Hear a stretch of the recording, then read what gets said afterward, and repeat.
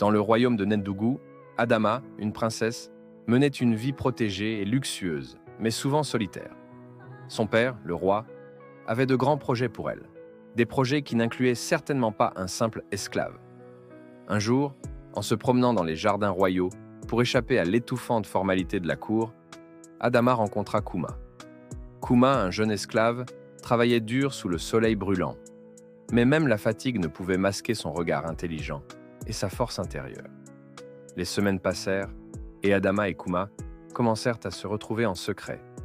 Ils se rencontrèrent la nuit, à l'abri des regards, sous l'ombre protectrice des grands arbres du jardin. Leur conversation était remplie de rêves d'un futur où ils pourraient être ensemble sans crainte. Leur amour grandissait, nourri par chaque sourire volé et chaque promesse chuchotée.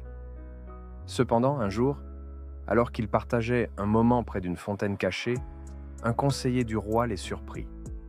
Horrifié par ce qu'il voyait comme une trahison impensable, il rapporta immédiatement la nouvelle au roi. La rage du roi fut sans limite. Adama fut enfermé dans sa chambre, tandis que Kuma, accusé d'avoir séduit la princesse, fut condamné à mort. La nuit avant l'exécution prévue de Kuma, Adama, désespérée et déterminée, réussit à échapper à sa chambre.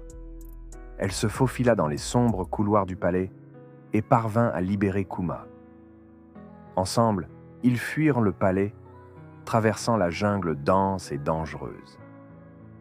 Chaque pas était un risque, chaque bruit une menace, mais leur amour leur donnait la force de continuer.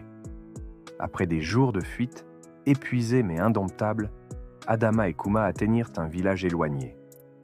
Là, les villageois les accueillirent et les cachèrent.